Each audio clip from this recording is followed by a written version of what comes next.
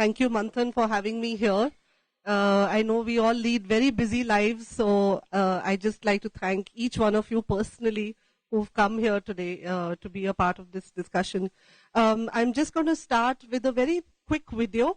It's just a short video clip to give you an idea of some of the work that I do, some of the wildlife that we have in our country, and which is the reason why I do what I do. It's at the VLC, it's at the bottom.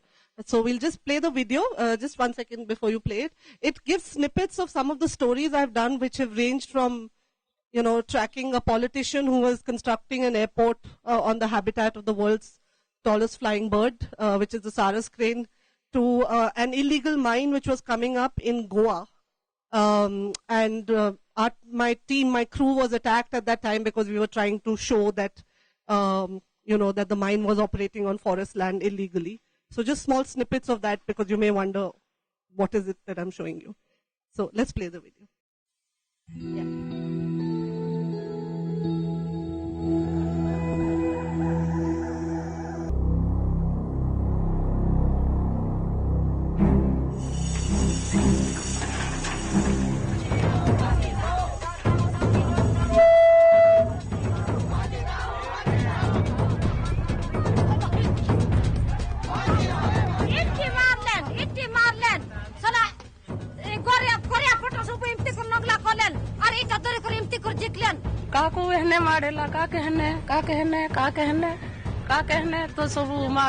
Construction is on in full swing at this site.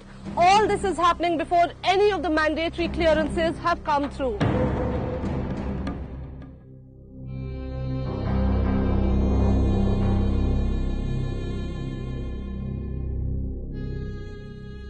It's obvious that the owners of the mine are nervous about our filming. A huge mining truck deliberately blocks the road to prevent us from going further. Tell us, do you have permission to operate on forest land? Do you have permission? Do you have permission to operate? No, I have no permission. And then we are surrounded by 14 to 15 workers from the mine attempting to snatch our camera. This man, Mr. Vedya, the manager of Hede Mines, lunges for our camera.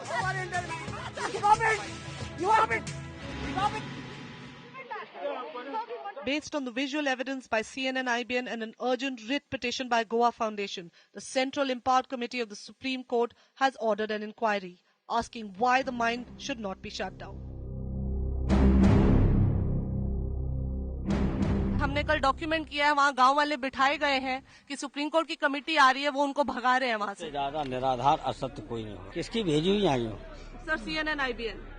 नहीं और कोई ऊपर से कोई और आपकी गलती नहीं है। नहीं सर, ये चैनल आपकी गलती, चैनल की गलती। नहीं सर, आपकी गलती नहीं है। जो सवाल कर रहे हैं सब negative.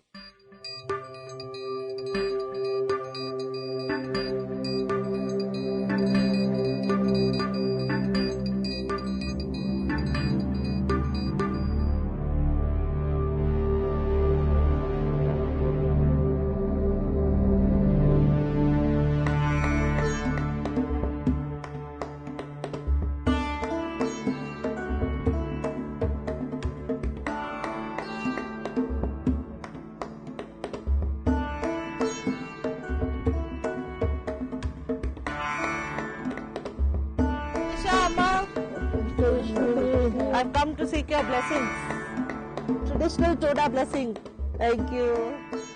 Am I looking good? I look like a top model.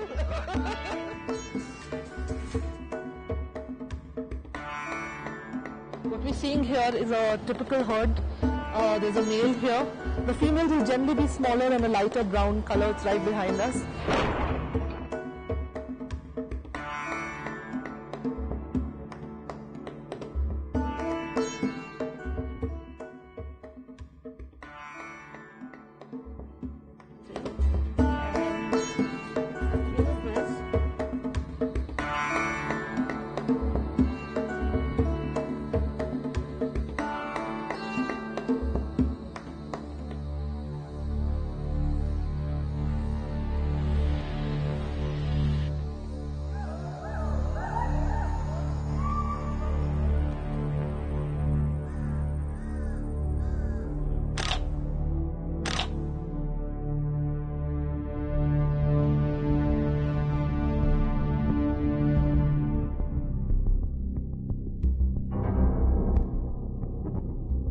Okay, we'll stop right there. Thank you. Thank you. That was just to give you an idea of some of the work that I do. I have a small presentation as well, and I know I would really love to hear feedback, and if some of you have read the book, it would be nice to get into a discussion. So I'll keep my presentation short, and then it would be nice to get into the debate part of it. So yes, you can go ahead with that. Yeah. Yes. And if we can just on the right side, there'll be a full screen. Yeah. Could you just click on this one here? Yeah. Yeah, that's correct. Okay. So this is basically my book, Green Wars, as some of you have made. First slide, please. And for those of you who I wasn't always a journalist, I basically started my career, all wide-eyed, and my only passion was, of course, wildlife. But at the age of 22, I decided I wanted to go out and save the world. So my version of saving the world was there was a village in Delhi, on the outskirts of Delhi. It's called Mularband Gaon.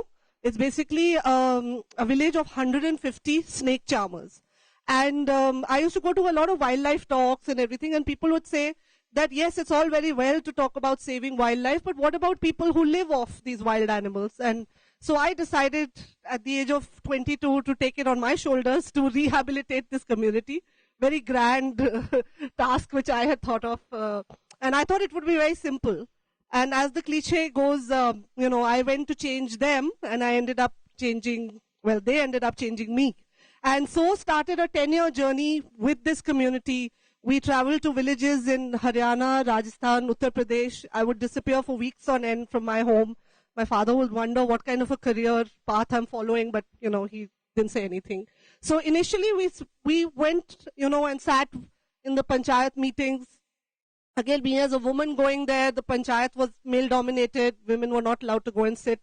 But gradually they started opening up, letting me sit in their meetings. And they said that, okay, there is a wildlife law in this country which says you cannot use snakes, but what has the government offered to us as an alternative? And there are hundreds and thousands of such snake charmers spread across the country, and the government did not have a single rehabilitation plan for these people. So at first, my outlook was, how do I change them? How do I get them onto other livelihoods so that they don't go out and harm snakes? Now, you're all familiar with snake charmers, I assume, right? So what many people don't know is that, yes, they remove the snake from the wild. There is a cruel process involved. They defang them, and the snake is left in such a condition that it can never be released back into the wild. So definitely there was a case, whether from the animal welfare point of view and from a conservation point of view, there was a damage being done. But simultaneously, we realized, as I spent time with the community, that there was a traditional knowledge as well in the community about the snake, its microhabitat. And I started thinking, can we use this and turn this around for conservation? Can we make them as bare feet conservation educators? Can we have a snake rescue service in Delhi, for instance, that if someone has a snake in their house, you dial a snake charmer and say, okay, there's a snake, please come and rescue it. The snake charmer gets a fee for it, he earns a living and releases the snake back in the wild. So these were various ideas which I started experimenting on with them. We spoke to the forest department, we spoke to the chief minister, everyone was very excited. One idea which worked very well was we set up something called 100 Charmers, which is a musical band which in fact I'm told has been, they've performed here in Hyderabad as well at one of your festivals 2 years ago. The director who I had hired for the project, Royston Abel, he worked with them, he conducted workshops, and what he found was that a lot of the traditional music, folklore in the community was also dying out. As a lot of them, used to play the bean, many of them did not know how to play the bean anymore. The plant from which they used to make the bean, many of them didn't know how to make the instrument anymore. So it led to a kind of a revival in the community of their traditions, and we channelized that in the form of this 100 Charmers band, which has now, as I said, performed everywhere. Next slide.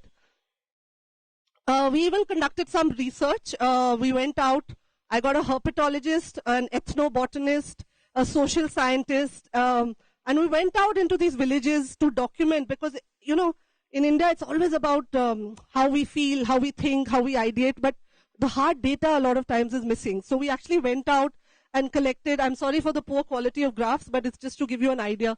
So we went out and, collected data with 100 snake charmer families on what were they doing today? Were they still doing snake charming? What was happening? Why did they think their profession was declining? Next slide. We then looked at, as I said, we got a herpetologist to look at the condition, the health condition of the snakes in captivity. Because the animal welfare people would say, no, the snakes are treated very badly. The human rights people would say, no, they're absolutely fine. And, we should worry about the human beings. So between this clash of ideologies, there was not, as I said, the information was missing. So we looked at the health status of the snakes. A very interesting finding of our study was that snake charmers used to act as traditional healers. So what we found was that they used to go and, use the snake to gather village people. And then they would open a suitcase full of herbs and medicines which they had prepared from plants. And they would offer that as, for ailments, as treatment. Now, a lot of you would say, no, but that's just, village quackery at its best. But what we found was when the ethnobotanist came, she actually studied the plants that they were using, and most of them, almost I think 70%, corresponded to their medicinal value. So there was some traditional knowledge there, which was there in the community, which so far a lot of researchers had completely missed out on. Next slide. This is another community I worked with. They're called the Bavarias. This is a hunting community which is found close to Sariska. They are really at the bottom of the social structure, if you see, in caste-based Rajasthan. And many of them live in huts like this, and they'll have, a hunting dog like that. They were targeted by the forest department when the tigers were poached from Sariska. All of you may have heard of that story. But again, just because they were belonging to this particular community, the forest department came and just arrested them in large numbers without any evidence of whether they had actually poached the tiger. Next slide. I also did some fun, exciting work. I decided I was very bored with my desk job, so I went off to Africa and looked at the Angolan colobus monkey. And there was a road going through its habitat. So we helped build these bridges, which basically help the animal to cross over to the other side of the forest. Now, you may ask, well, that sounds exciting, but what we discovered when we built the bridges was the colobus monkey refused to use the bridge because it was only used to going on the canopy. But this is how nature teaches itself. There was another species there, the vervet monkey. So the vervets would cross over, and watching them, the colobus also started using these bridges. Another animal, anyone knows what this is? Yeah, so everyone always confuses it for the LTM, which is found in India, the lion-tailed macaque. No, it's not. Any guesses again? It's not found in India, not found in Africa. Sorry? Yes, that's correct. Very good. It's the black lion tamarin. It's found in South America. It's critically endangered. But I didn't go to South America. I actually went to Jersey Zoo. Anyone here has read Gerald Durrell's books? My Family and Other Animals and all that. So I was very inspired as a child that my goal was I'm going to go to that zoo one day. So I went off there to do my master's thesis. And this is the brilliance of Gerald Durrell. He actually set up a zoo where these animals were not in cages. They were left free-ranging in the zoo because they were trying to see if they can be reintroduced back in the wild, in the forests of the Amazon. So, and I was in charge of studying whether they were equipped to deal with their life in the wild. Next slide. Now, how did journalism happen? As I was doing all these exciting projects, I discovered I'd become, as they say in Hindi, kuein ka mendak. You only have that worldview of that little project you're working on. And I had lost sight of what was happening in India as our economy was progressing, as they say, roads and dams and highways. Everything was happening. Our economy was opening up. The story which was not being highlighted, which I thought at that time in the media, was the sellout of our habitats to large-scale development. And that really is the subject of my book as well. It's the cause for much discussion and debate especially in Delhi and especially in the recent events that have taken place. I don't know if any of you know, but Greenpeace has been targeted. They've been called as anti-national, and I'd be happy to discuss, what your views are here in Hyderabad about that. Whether you think that the government is right in doing that, or anyone who's raising an objection to a power plant, is that person being anti-national or anti-development?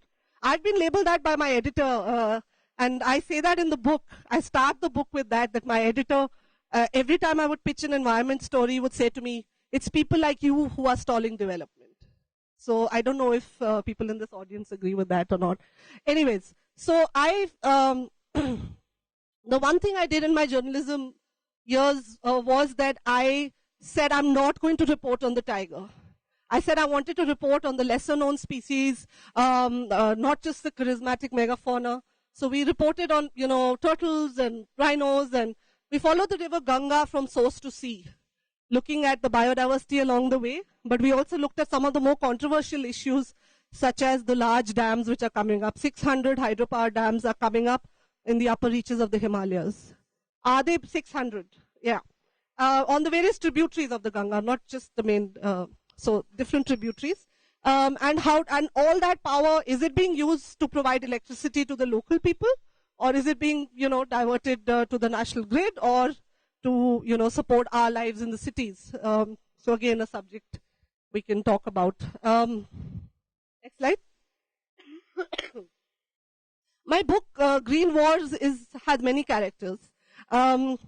But I'd like to say that it's not about any typical environment story, which is gloom and doom, and all species are going to die, and human beings are bad, and we're all heading towards some catastrophe.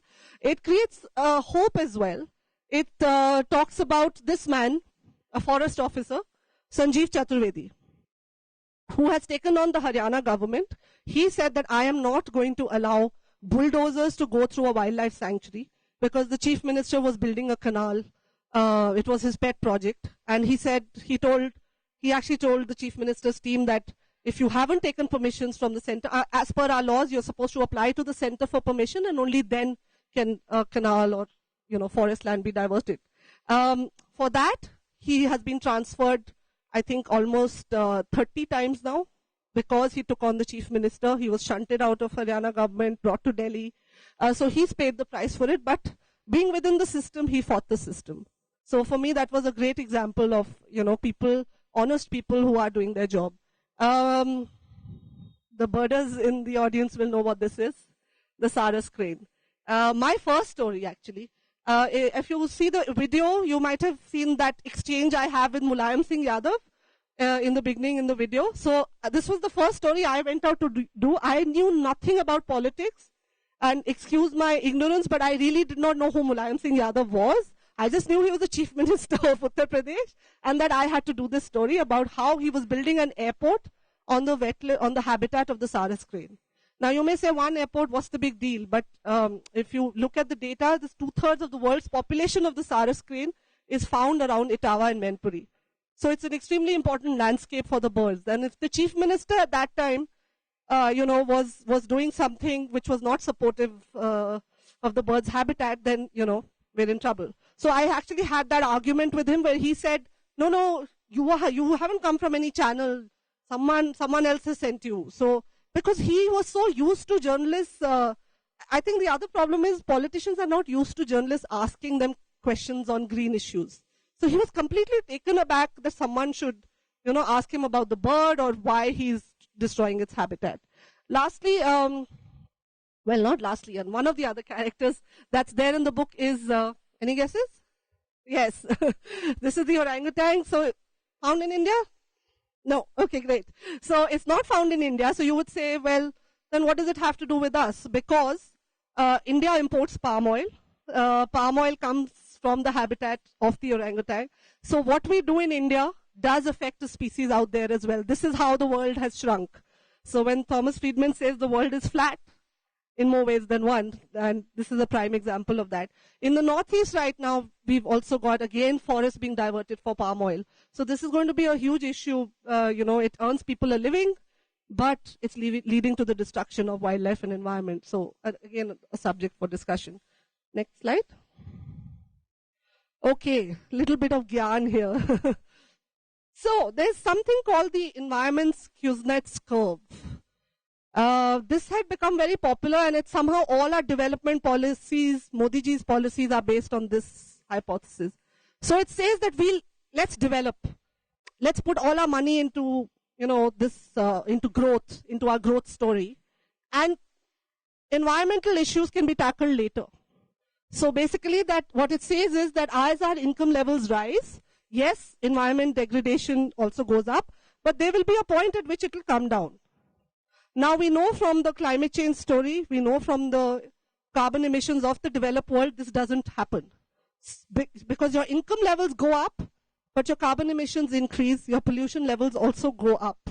So I've actually questioned this hypothesis in my book and said that no, we need to look at environment degradation now, not just on this path to development, on that when we reach 11% growth, then we'll deal. We need to deal with it now. Next slide. As I said, the problem with this, the Kuznets curve is it doesn't take into account biodiversity losses. And one reason why now everyone says to me, but when we go abroad, it's so clean. But how can they be the world's biggest polluters? Because the emissions of the developed world were reduced by outsourcing it to the developing world. And a prime example of that, for instance, is the shipbreaking industry, which functions in Alang. We've had our government announce Make in India project. What will be the repercussions of that? Where is the raw materials, where is that going to be sourced from? What will be the levels of air pollution? What will be the consequences? We're not thinking of all that. Next slide. We're a globalizing economy. Just to throw some facts at you over here. These are figures of the Ministry of Environment and Forests. It's not me or Greenpeace that has come up with it. As I said, 333 acres of forest diverted every day. So yesterday we've had our environment minister patting himself on the back and saying, we have lots of tigers and nothing to worry about. But, there's all this happening as well. Next slide.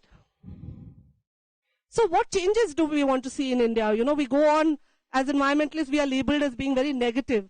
I'd like to see the focus change from GDP to GEP, which is gross environment product. And maybe we could measure that in terms of how many rivers we've cleaned, or how many farmers have we incentivized to switch to organic farming.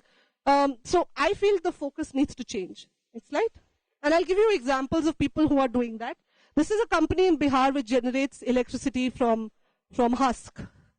It's agricultural waste, and they've gone out and provided electricity to many villages across Bihar. It's a small-scale example, but it's functioning well. So, yeah. Next slide. Daily Dump. Has anyone heard of this? It's a Bangalore-based company. Basically, it's these terracotta pots, and it encourages you to segregate your waste and compost in your house. So I think the future lies in these green startups, which I think need to be promoted.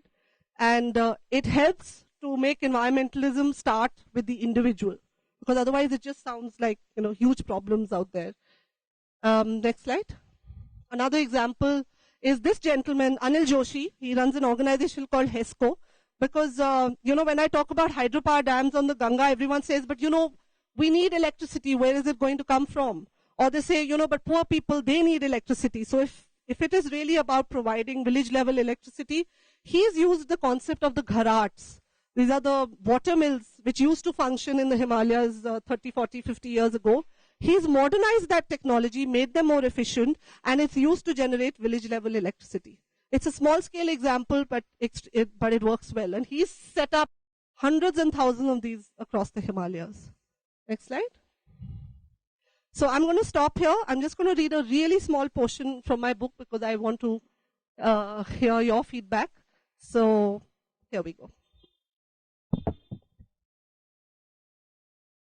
Okay, so this is the animal which you can see over here in the photograph. It's called the hula gibbon, and this is in chapter 6. I'd seen my first gibbon not in the wild, but at the Delhi Zoo. I just left a boring desk job and was volunteering at the zoo for a few weeks, sweeping the animal cages, putting hay in the night shelters of the jackals and the chimpanzees so that they were not cold at night. The cages were smelly. The animals mostly grouchy and wary of the keepers. My job included lifting their poo, but I thought, well, anything to be close to the animals. There was one creature that seemed quite forlorn every time I passed its cage. It sat by itself in the cold Delhi winter, its fingers tucked under its haunches at the edge of its bamboo perch, staring into space like a depressed soul. This animal, in fact, had always been all alone. In the wild, gibbons live in pairs, often mating for life like the Sarus crane. The plaintive whoo calls of this lonely gibbon would tear through the zoo enclosures early in the morning. Even after years of searching, the zoo authorities had been unable to find the gibbon a mate. Little did I know that a few years later, I would play a small part in this lonely animal's quest for a mate. So if you want to know how I helped this animal find its mate, you have to read Green Voice. So I'm going to stop here. Thank you.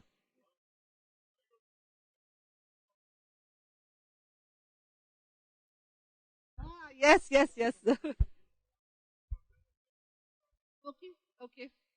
Well, I think I've kind of made my position clear that I think we need to look at, we can't just go on saying all our needs will be met by coal. But as I say, I'm an enthusiast about renewable energy. I'm not a fanatic. I think we will need an array of resources from where our energy demands are met. But we cannot keep thinking of nature as infinite. I think that's the basic philosophy from which I operate. The moment you see nature as finite, you will then look for alternatives. So I think that's the basic fundamental approach that I have. I think right now, the way we are developing, we assume there will always be enough forest land, there will always be enough species, and there'll always be enough coal. So that's very briefly my take.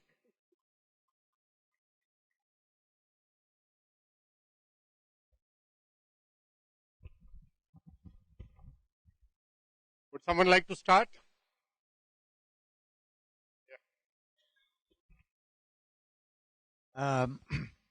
About 2-3 years back, I read a chairman's speech of ITC in one of the AGMs. They gave a big speech on how they view the world and all that. The chairman said, if this world has to sustain, it requires another world, another planet. That's what he said. Now, all development starts with human needs. There's no alternative to that. But one thing which has been worrying me is, today you must have seen in the newspapers, we have tapped the solar power to the extent of 3,000 megawatts. And they said that's a great achievement and so on and so forth. Now, India is suffering from a lot of sunlight with very intolerable summer and all that. So this is one thing which we should tap in a big way and see to it that we don't have to use coal or any other fossils for generating power.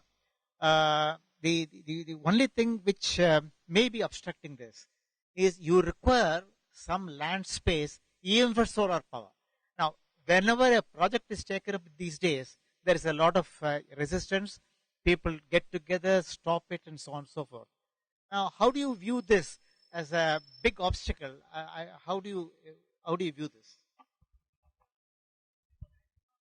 Is this working? Yeah.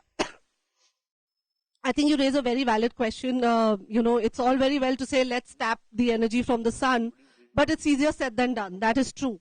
And I've just come from a meeting in Delhi of the Worldwide Fund for Nature. They just launched a report on renewable energy and people's attitude to it. And what they found was that most people who are already on the grid, for them, turning to renewables is not a priority. So we had a person from a manufacturing company who actually manufactures solar inverters, photovoltaic cells. He said that I no longer target urban Indians. He said the person who doesn't have electricity in the house, I target that person. So what I'm trying to say is that I think there's an attitudinal problem as well to renewable energy. We only think that the poor are the ones who need to look at renewables, and we don't look at us in the cities, how are we going to switch to renewables? That is one problem. I'm not saying you have that, but there are people in the cities who have that mind block. The second point you raised, you're absolutely correct. Solar does require, there's a lot of initial investment required, but that capital has now gone down from 30 lakhs to 10 lakhs. So the technology is becoming cheaper and cheaper. I think that if the government is serious about promoting solar, they can make it as cheap as coal. They can. I mean, I think there are power groups involved here. There are other, power games which happen, and I think that needs to be addressed. If the government wants, they can invest in solar. They have been investing in solar, but they need to make it financially viable. They need to have more incentives for us individuals to come forward and say, yes, I would like to take this up. I'll give you a clear example of this. Arvind Kejriwal and Kiran Bedi are right now fighting in Delhi over the power bills. Arvind Kejriwal is saying, I'm going to waive off the electricity bills. Not one politician in Delhi has spoken about providing solar to households so that the bills can actually go down. So, yeah. In Gujarat, I'm not a fan of any person. I mean, I'm making about Gujarat.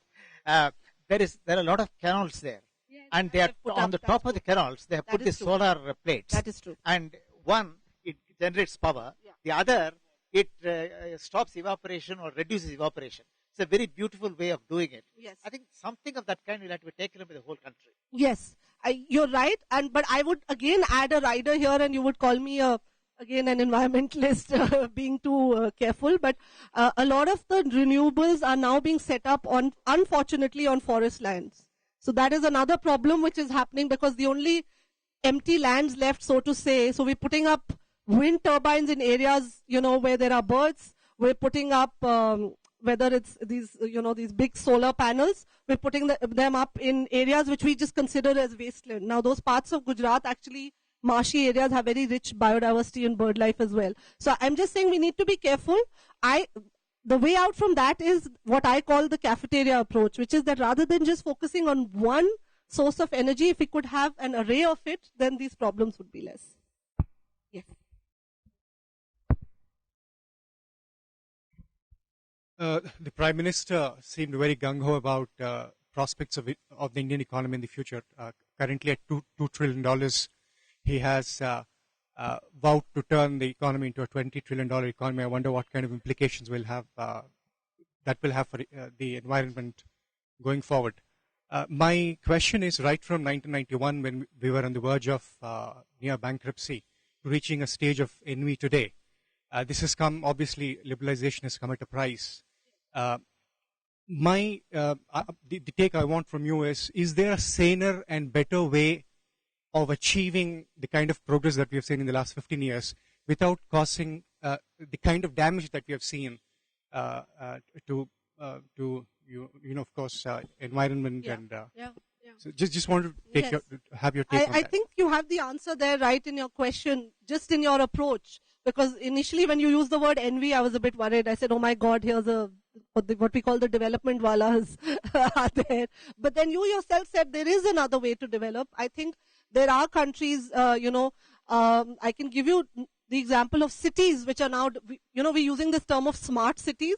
And I'm going to talk about the Andhra new city, which is also in the pipeline, because I think that's extremely unsustainable. But there are cities like this, in Bogota, the way they have planned their city, they've kept in mind that they have to keep their emissions low.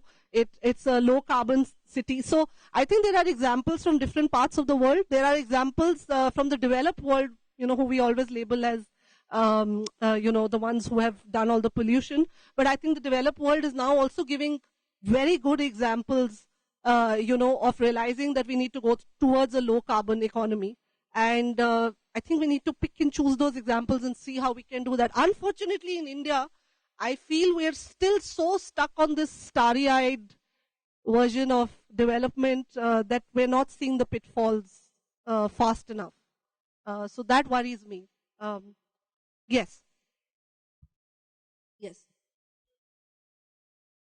Yeah, that is I know, I'm not saying you're right.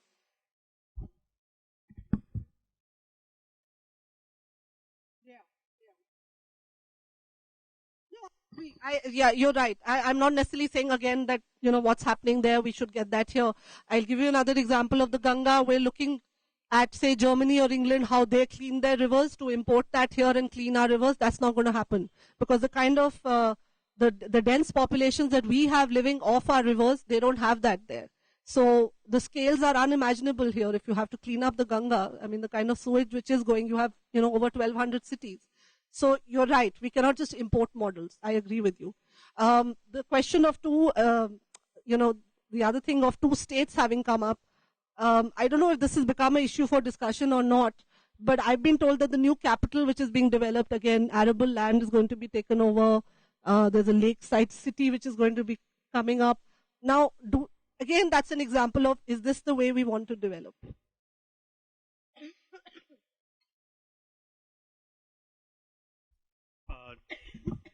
As long as Veerappan was active in this forest, elephant population there went up. And in Jharkhand and in the Dandakaranya forest, when the Naxalites are there, actually the police are afraid to go in deep into it. So do you think that extremists in one way protect environment? Yeah. Well, I don't know. It's a tricky one. I mean, there's human rights issues there as well. I can tell you, even from the case of Chambal, where Phulan Devi was active, the crocodiles there did very well in the ravines. So yes, there are examples. But if you look closely, whether it's the Maoist areas, yes, the forests are protected, but it's an empty forest because everything has been hunted down. So we can't just take it as face value. So no, I don't think so. And I think, again, the story of the extremists, that's a political question. I'm not going to get into that.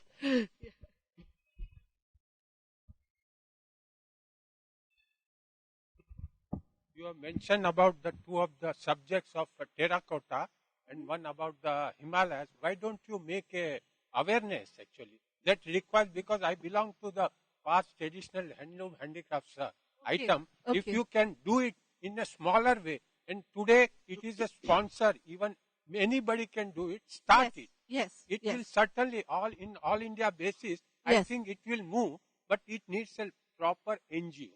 Right. That is the thing. If somebody understands, they will certainly give a lift to this particular. That's true. You're right about that. In fact, that's one of the reasons why when I made that Saving the Ganga documentary, it got translated into many regional languages as well. We focused on the Gharat and the technology of it, and we also spoke in the end about where you can go if you want to know more about this technology. So, I mean, I can do that, say, as a media person. I can't do that as an NGO. But yes, I take your point. Yes. Absolutely. Absolutely. I agree. Yes, ma'am. We have NGOs in different parts of the country. For example, in Hyderabad, we have an NGO called Friends of Snake. I don't know if you've heard of them. Yes. They also do a similar job which you have done in Haryana. They rescue snakes and they try to rehabilitate the snake charmers. Okay. Somehow I realize I'm also associated with another NGO, that's the Society to Save Rocks. Somehow all Society these to save? Sorry? rocks. Okay. That's because of the beautiful rock formations that you see on this Deccan Plateau. Yes. Now, all these environment-based NGOs, we are fighting our battles by ourselves, and we don't have the wherewithal to actually face any legal issue or hurdle that actually comes up. There's no unity, there's no connectivity. We don't seem to have a national forum or a bigger voice, say like Greenpeace, or anything that actually represents the Indian issues, environment-based issues, on a larger platform, and that can actually stand against the government and say, look, you're wrong.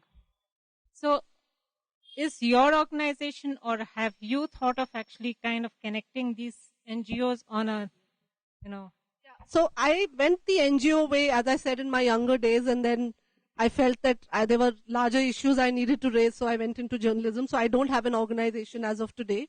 But you are right, NGOs tend to fight amongst each other, and that is, ideologically they don't agree with each other. Sometimes there are NGOs who follow animal welfare, sometimes there are NGOs who follow conservation. So Yes, I agree with you. Yes, I agree with you, and I think there is a need for that. Some attempts have been made from time to time. For instance, when there was the issue of forest rights, a lot of NGOs did come together.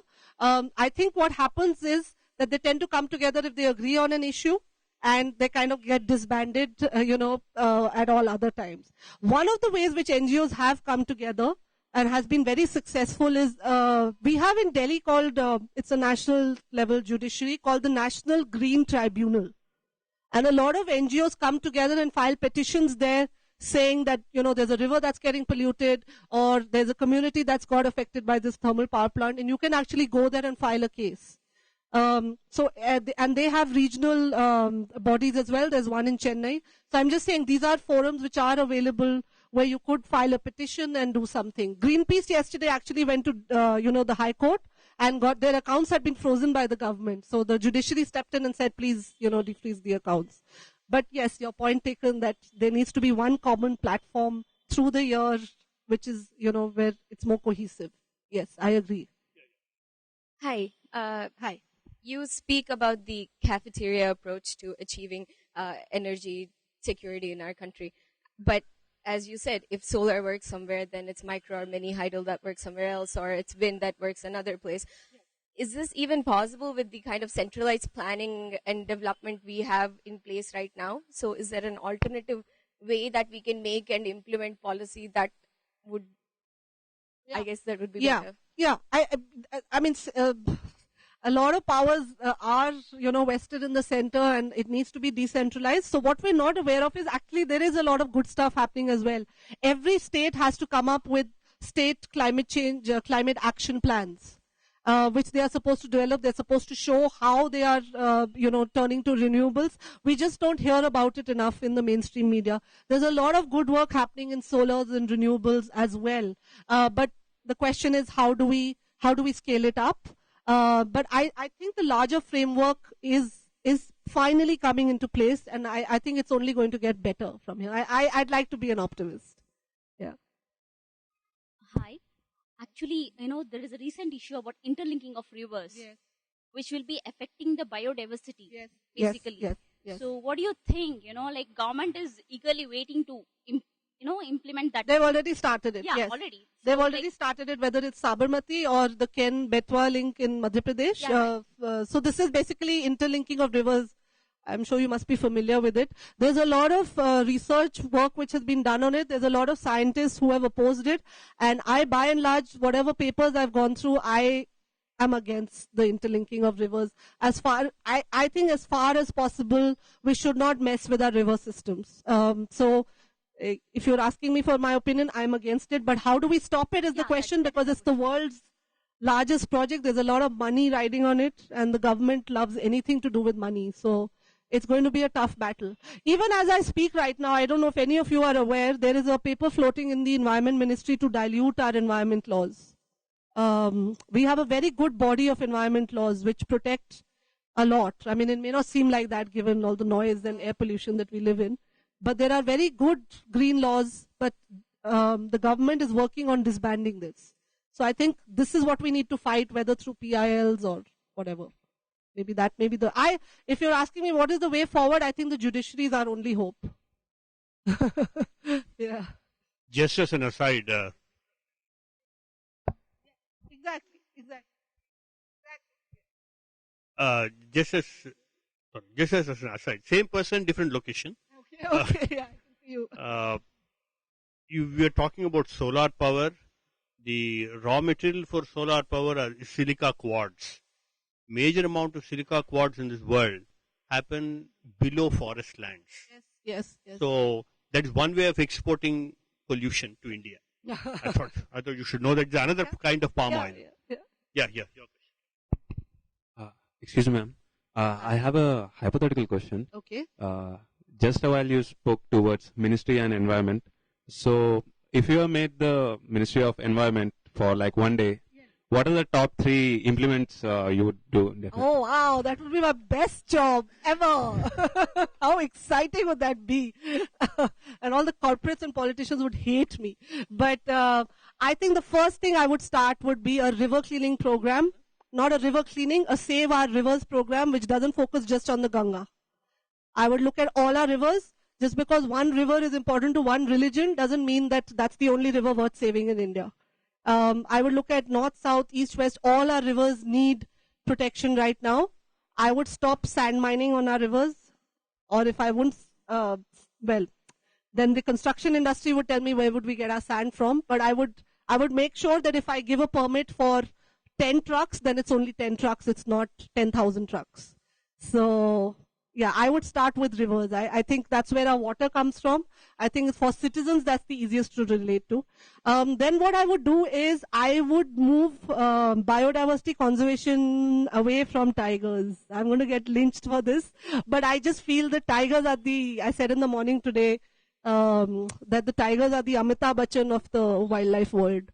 But, we need an Aamir Khan and a Shah Rukh Khan and, we need the villains. So I just feel we need to focus our attention on some of the lesser known species. There was a lady here, she was telling me about her son who's doing a PhD on the fishing cat. Was that? Yes. Now, how many of us knew there's a fishing cat in India, that we have such species? Exactly.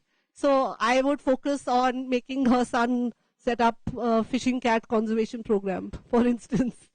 So, yeah, 2 things I would do. Okay. That's correct. Yeah.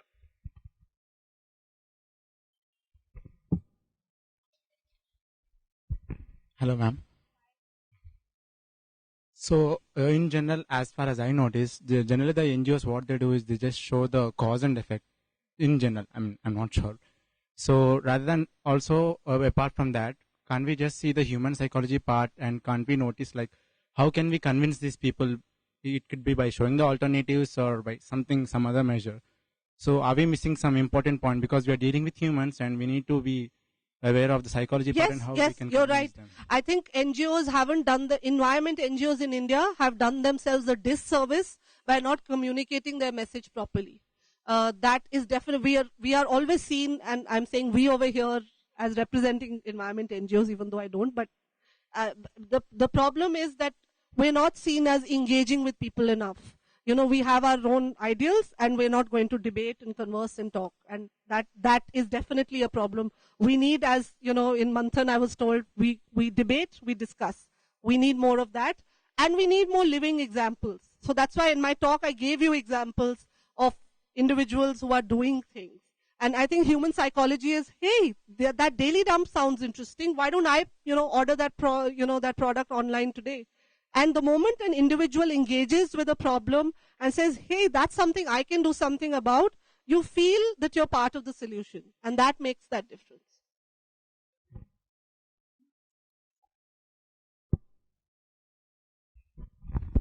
If I may, the bigger problem is this. Environmentalists and activists have not come out with a real solution to the problem. So the thing is, to say that we should not somehow look at development as the sole objective is a very utopian thing to happen. Yes. Yeah. There is poverty abound everywhere. People want to live a better life. Yeah.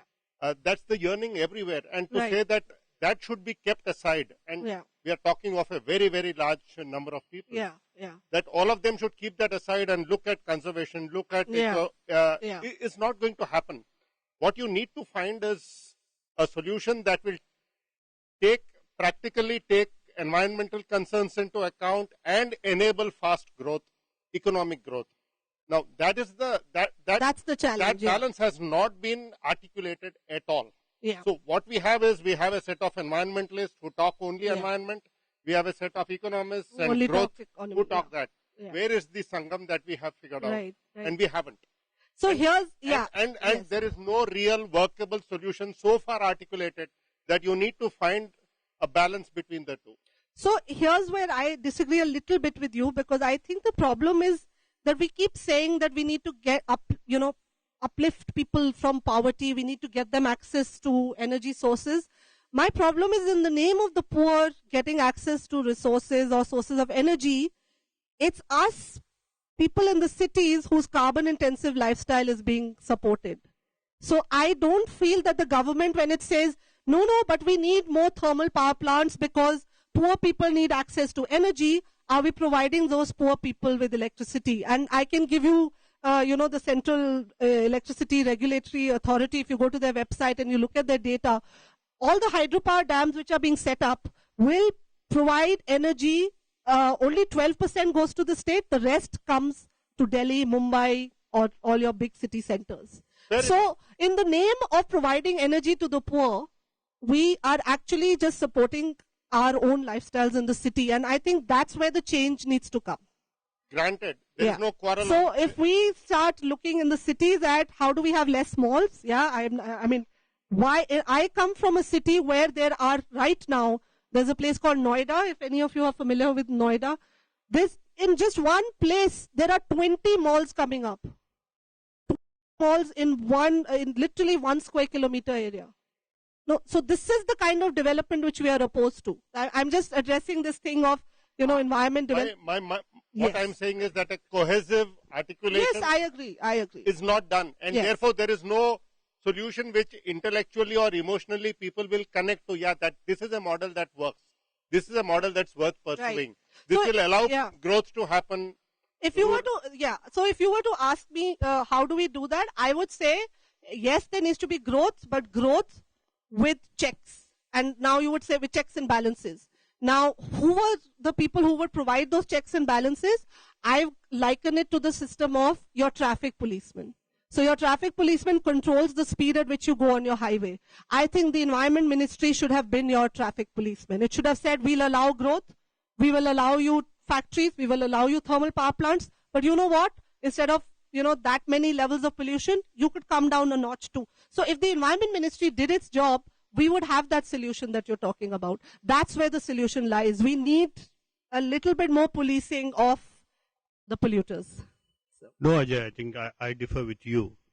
If you are saying that, we have not articulated this correctly, I think you're wrong, because in matters such as this, the environmentalist is the priority, is what the environmentalist is saying. That is, we have to protect our forest, we have to protect our wildlife, we have to protect our flora and fauna. Once you do that, and whatever remains is what the urban resources should take, what others should take. So the priority is that's a political choice we have to make. And what the environmental is saying is that please make that choice. Please let the elephant have its own habitat, tiger have its own habitat. What cat was that? Fishing cat. Right? Huh? Baurpilli. Okay, good. So that is the first choice. Because this is a question which I was asking my son yesterday morning, because I told he's in the 7th class. And I told him that as per the Darwinian theory, survival of the fittest means that humans have a primary right over land in this earth. And it is our primary right to exterminate every form of species. And that is what Darwinian theory is about. So we are exercising our rights primarily. Then he said, if they also, all we have to do is allow nature to support itself for a defined period of time in these areas, and you would find that how difficult it would be for humans to enter that area. I never thought of it that way. So the limited point I'm making is this. I think we have to make a political choice of making this a priority. If you make that political choice, then urban lifestyles will automatically change. Otherwise, you will have 20 malls in 1 square kilometer. We'll start a thread on this on Manthan.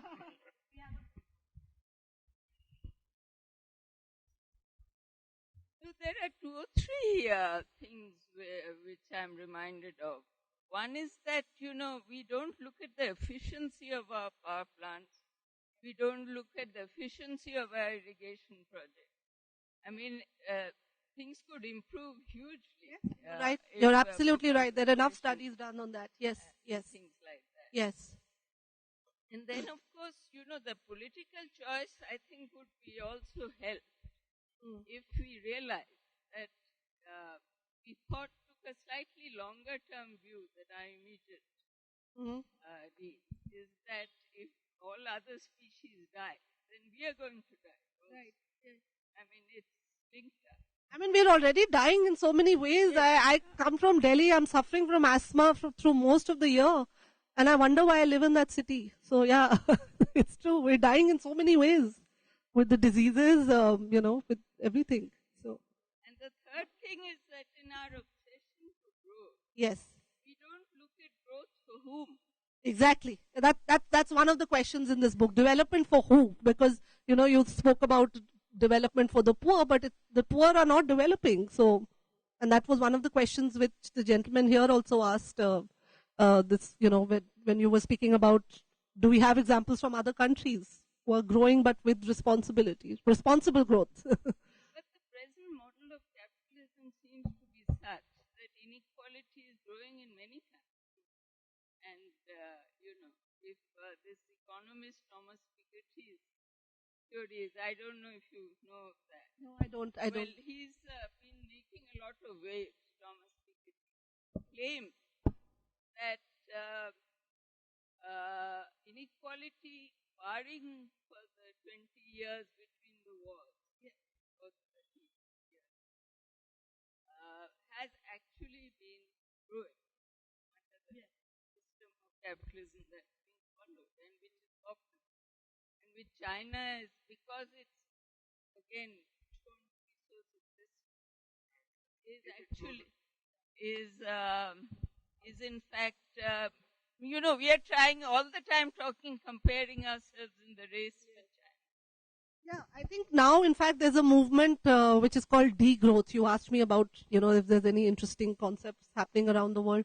There's now a concept which is now becoming popular called degrowth. How do we achieve degrowth? Now, I'd like to see India embrace that as a concept. I mean, we're so starry-eyed about growth. Yeah, I agree with you, ma'am. Yes. Right. Yes, the slow movement, yeah, I mean, it's also part of the slow food movement, and yes. Right. Bahar, that this one, like we all know that growth is like, it's going to be there in all terms, whether we like it or not. It's just nature's uniqueness that it grows everywhere, whether it's thought or material. Now, see, I never lived in a place where I, understand, okay, because I lived nearby in the river, so now I understand that how, why we need to protect river. If I lived in hill places, then why do I need to protect rocks or hill areas? I grown up in areas where I never thought of those stuff, right? So first thing, I was just wondering, can we have a kind of system where all people for 1 month, they go and live there, and people from rural area, they come and live. Great idea, let's do it. City. No, I agree, right? Yes. Second thing is, see, there are threads all over. So one thought beats another thought, right? Now, with that, if I'm earning my livelihood every day, as gentlemen said, that environmentalist and judiciary and ministry and all, wherein this nature is for everyone.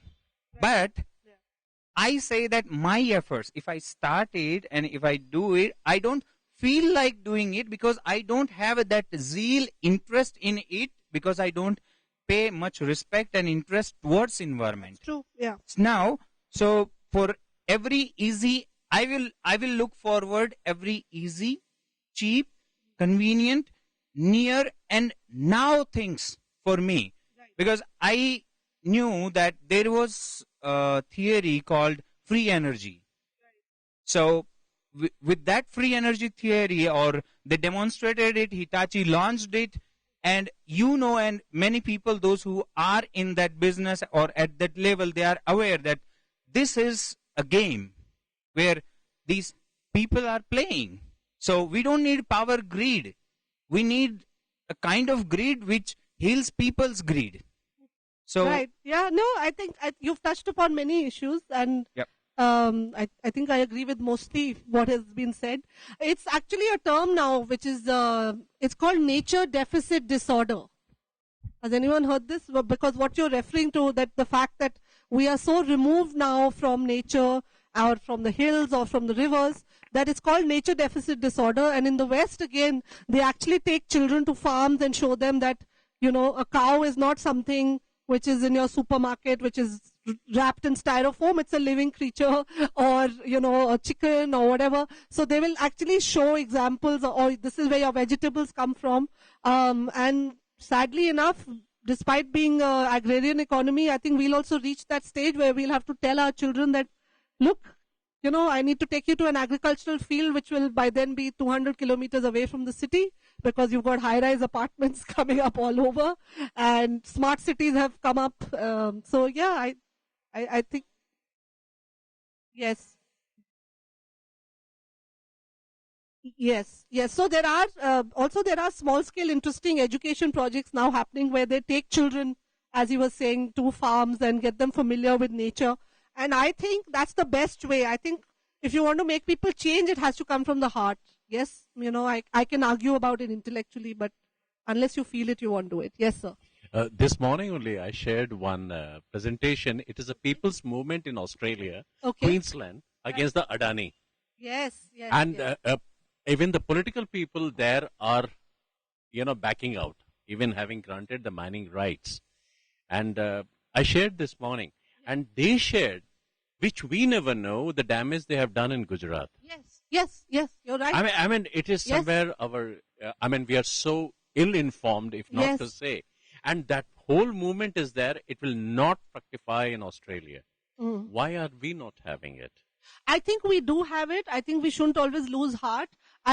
Think of it this way: Australia, with an enlightened population, with people who are passionate about the environment, could not stop the Adanis, because there's so much money invested in it that, who we are fighting against, these are big powers, superpowers that we are fighting against. So it's not always easy. About the Adanis, we actually did stories in IBN in my time a few years ago, where we highlighted, the Mundra port.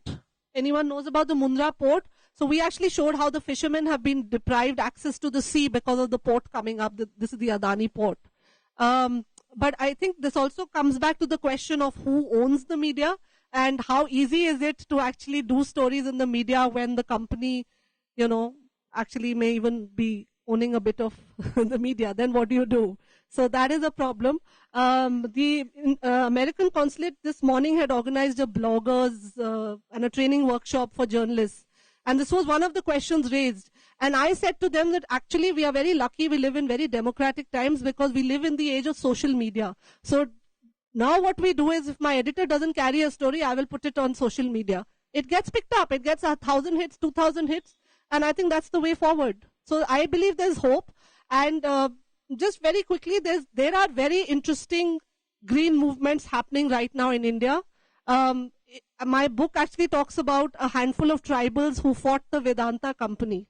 These are what we would call illiterate tribals of Orissa, and they managed to stall a bauxite project simply because they believe that mountain has their god residing on it. So I think there is people power is the hope. Yes. No, please just sit. Okay.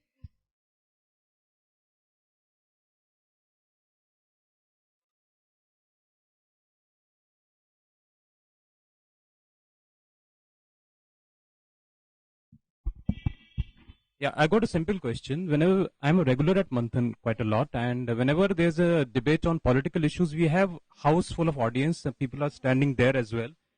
So my basic question is, how do we generate awareness on these issues to that extent when it becomes a people's movement? Yeah, I think, I don't know, partly maybe our communication skills are not the best.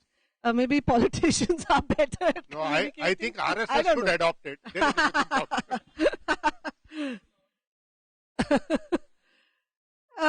No, but you raise a valid point. And I think it's something I struggle with in the newsroom all the time, because I'm always, fighting with my editor. Please put my story in prime time.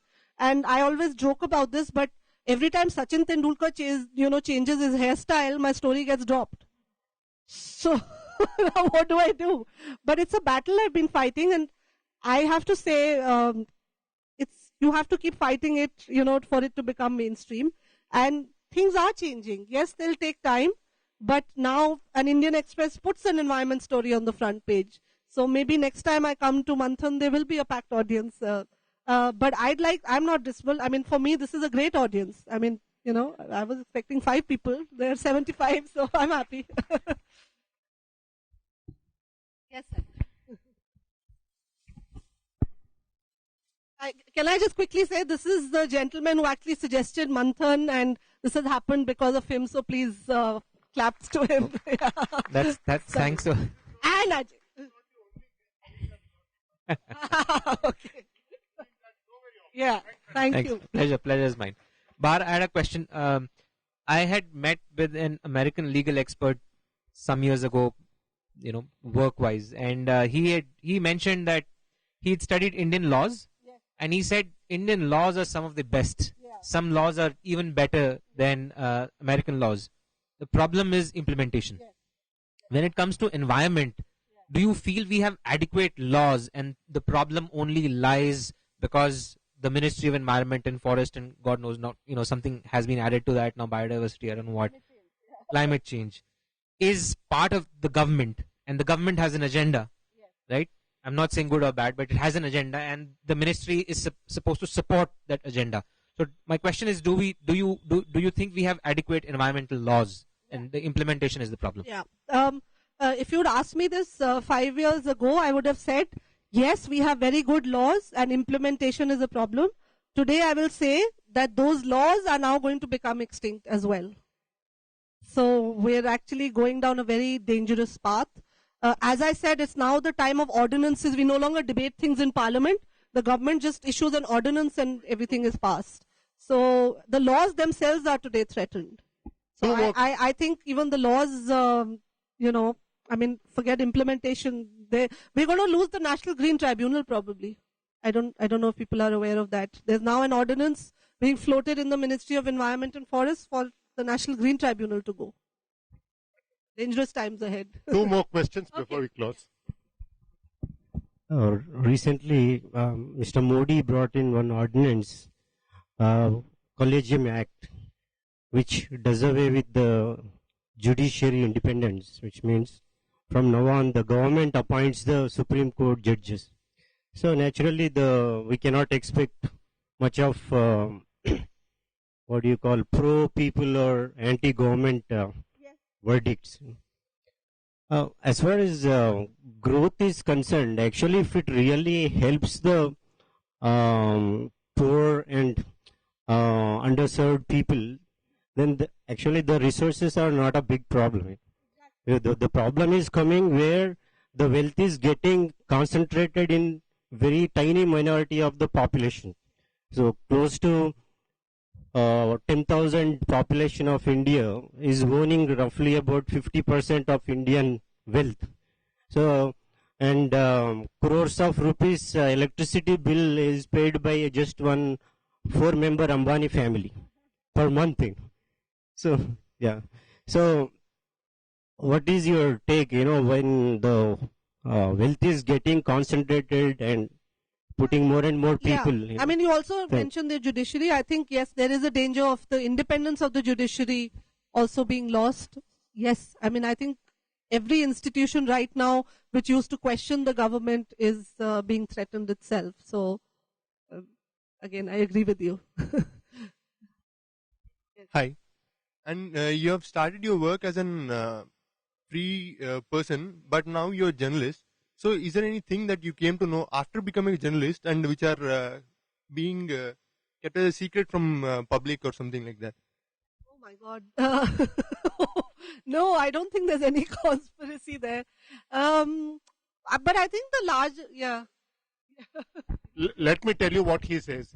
He's saying, have you discovered things which the general public doesn't know about, how the things happen behind the scenes and No, I mean yes, I got to know about it and I made sure I told the world about it as well, because that's my job as a journalist, so I didn't keep anything to myself. But yes, obviously when you go to the ministry and you see how they function, I think one of the, and I say this in the book, I spoke about Vedanta and the handful of tribals in Orissa who fought that case against the mining company. I thought that's a very powerful example. But then I realized that there was a politics to it as well, because Rahul Gandhi had said that I will fight for these tribals on their behalf and I will be their soldier in New Delhi. This was a famous statement he had made. So it was the only project which the Ministry of Environment and Forest during Jairam Ramesh's time actually stopped. So I think for me that was a revelation. I kept thinking, this is fantastic, these tribals have stopped this project. But as you investigate further, it was only because Rahul Gandhi had said, so there's always politics to it. Before we close, what happened to that airport project? Great. Airport got stalled. 10 crore rupees were allocated by Mulayam Singh Yadav for the protection of the Saras Strait.